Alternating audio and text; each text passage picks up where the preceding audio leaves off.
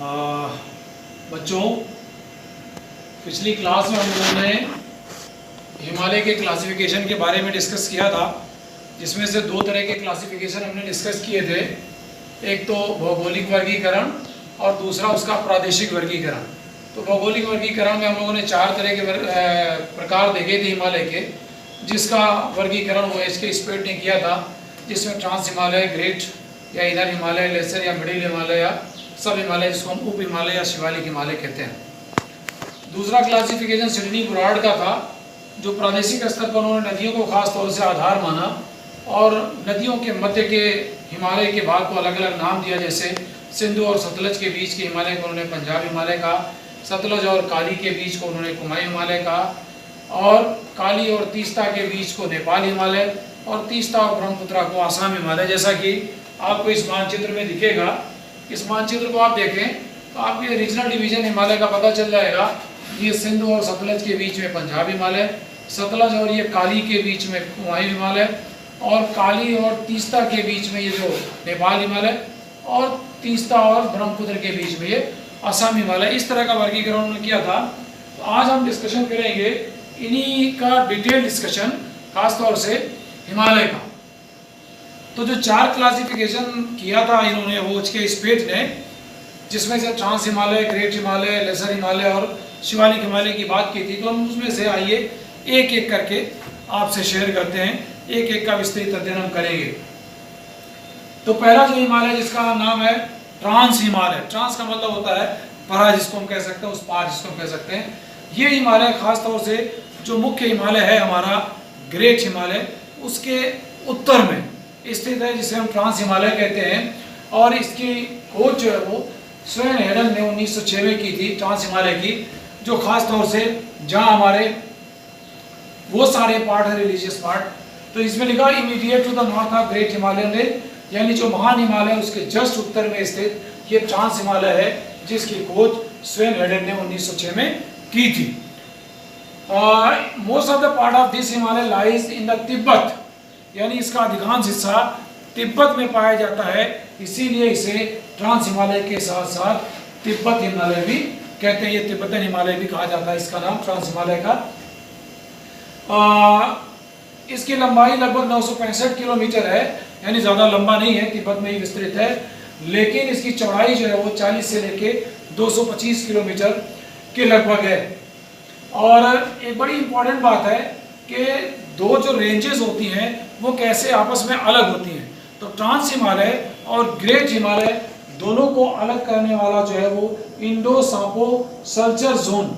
सांपो का मतलब इसी ब्रह्मपुत्र का नाम है, कहाँ, चीन में इसको सांपो कहते हैं। तो इंडस और सांपो, इंडो और सांपो सल्चर जोन जो है, इसके ये बीच में स्थित है। उसके उत्तर में ट्रांस हिमालय और उसके दक्षिण में महान हिमालय, यही जो है वो मेन बाउंड्री थ्रस्ट भी स्थित है। अब इस ट्रांस हिमालय में कौन कौन सी प्रमुख पर्वत की श्रेणियां पाई जाती हैं हम देखें। इसमें जस्कर रेंज, लद्दाख रेंज, कैलाश मानसरोवर जिसे हम कहते हैं, काराकोरम रेंज, ये चार प्रमुख श्रेणियां हैं, जस्कर, लद्दाख, कैलाश और काराकोरम। अगर हम मानचित्र देखें इसका, जैसा कि हमने पिछले मानचित्र में देखा था, यहाँ देखें आप, तो ये दिख रहा आपको काराकोरम रेंज, ये लद्दाख रेंज, ये जस्कर माउंटेन। और जब हम इसके आगे थोड़ा सा बढ़ते हैं, यहाँ ये कैलाश रेंज इसमें आती है, ठीक है। तो ये जो कैलाश रेंज है और ये काराकोरम, यहाँ आगे जब हम बढ़ते हैं तो ये कैलाश, यही कैलाश मानसरोवर जो है वो झील है, और यहीं से फिर ये ब्रह्मपुत्रा नदी निकलती है, जो आपको ये थोड़ी सी फिरोजी कलर की लाइन दिख रही है। तो माउंटेन की रेंजेस अगर हम देखें तो बिल्कुल ये नॉर्थ में स्थित काराकोरम, लद्दाख रेंज, जस्कर रेंज, और आगे फिर इसी में लद्दाख के आगे का जो हिस्सा है, यहाँ ये कैलाश रेंज कहलाती है, जहाँ कैलाश मानसरोवर झील है। ये चीज़ें हैं इस मानचित्र से आपको देखें। अब यहाँ क्या लिखा हुआ है, एक चीज़ यहाँ काराकोरम रेंज के बारे में लिखा है, बैकबोन ऑफ हाई एशिया, यानी उच्च एशिया की रीढ़ कहा किसने, इन्हीं ने, स्वेन हेडन ने, जिसने ट्रांस हिमालय की खोज की। उन्होंने काराकोरम रेंज को क्या कहा कि ये हाई एशिया की क्या है, बैकबोन है, यानी रीढ़ की हड्डी है। अब जो पर्वत की एक विशेषता होती है, इसमें कुछ चोटियाँ भी बड़ी विश्व की उच्चतम चोटियों में से भी यहाँ पाई जाती हैं। खासतौर से यहाँ देखें इंपॉर्टेंट भी लिखा K2 को कहा जाता है गॉडविन ऑस्टिन, जिसकी ऊंचाई 8611 मीटर है। ये काराकोरम रेंज की चोटी है। हमारा जो काराकोरम रेंज है इसकी चोटी है गॉडविन ऑस्टिन। और उसके बाद हम देखें इसमें गशेरब्रम, मशेरब्रम, ये प्रमुख चोटियाँ अगर हम मानचित्र में देखें तो आपको इस मानचित्र में दिखेगी कि ये गशेरब्रम और मशेरब्रम वगैरह कहाँ है। आप देखें ये K2, ये काराकोरम की K2 जिसको हम गॉडविन ऑस्टिन कहते हैं, ये हमारी गशेरब्रम और ये हमारी मशेरब्रम, ये सारी जो रेंज हैं वो इसी ट्रांस हिमालय की प्रमुख चोटियां हैं जो विश्व की उच्चतम चोटियों में से। खासतौर से K2 भारत की सर्वोच्च चोटी कही जाती है गॉडविन ऑस्टिन।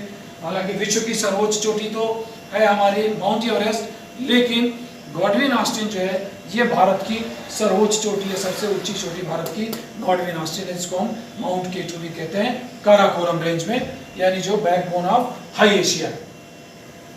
इस पर्वतीय भूभाग में बहुत सारे हिमनद भी पाए जाते हैं जिनकी कई किलोमीटर की लंबाई है, जिनमें प्रमुख नाम है बालतोरो का, बायफो का और हिस्पर। ये बालतोरो, बायफो, हिस्पर आदि प्रमुख ग्लेशियर्स इस पर्वत श्रृंखला में पाए जाते हैं, जिनसे विभिन्न प्रकार की जो नदियां हैं, चाहे वो उत्तर की तरफ हो चाहे दक्षिण की तरफ हो, इन्हीं ग्लेशियर से बहुत सारी नदियों का प्रवाह होता है। अब ये हिस्सा चूँकि बहुत ऊंचाई वाला हिस्सा है, जिसकी औसत ऊंचाई जो है वो 6000 मीटर से ज़्यादा ऊंचे है, तो ऐसे हिस्से में जाहिर है यहाँ जो है वो लगभग परमाफ्रास्ट की स्थिति होती है। वर्ष के अधिकांश हिस्से में बर्फ़ जमा होती है। बर्फ़ जमा होने के नाते यहाँ किसी प्रकार की मतलब वनस्पतियों का अभाव पाया जाता है। बहुत कम वनस्पतियाँ पाई जाती हैं, वो भी ग्रीष्म काल में। कभी कभी जब ये हिमनद पिघलते हैं तो उनके निचले एरियाज में कुछ जो है वो लीचेंस और एल्गीज और कुछ इस तरह के छोटे छोटे कोनिफरस टाइप की वनस्पतियाँ पाई जाती हैं। परिणाम स्वरूप ये वाला हिस्सा एक्सट्रीम क्लाइमेट होने के नाते, यानी ट्रांस हिमालय जो है बड़ी एक्सट्रीम क्लाइमेट है, जिसकी वजह से यहाँ जनसंख्या भी न्यूनतम पाई जाती है, लगभग नहीं के बराबर पाई जाती है इस ट्रांस हिमालयन रेंज में, इसीलिए ये विकसित क्षेत्र भी नहीं है। तो इस प्रकार ये हिमालय का वो हिस्सा है जो हमारे आर्थिक दृष्टि से, मानव के अधिवास के दृष्टि से, आवागमन की दृष्टि से, वनस्पतियों के दृष्टि से ये लगभग बिल्कुल महत्वपूर्ण नहीं है। इसलिए यहाँ जाना भी आसान काम नहीं होता है, ना ही बहुत ज़्यादा इसके चूँकि कोई संसाधन वगैरह नहीं है, पॉपुलेशन नहीं है, बहुत कम है, रेयर पॉपुलेशन है, इसलिए ये हिस्सा कोई बड़ा महत्वपूर्ण हिस्सा नहीं है हिमालय का। बाकी जो दूसरा पार्ट है उसको हम कल आपके साथ फिर डिस्कस करेंगे। आज हम अपनी बात यहीं खत्म करेंगे।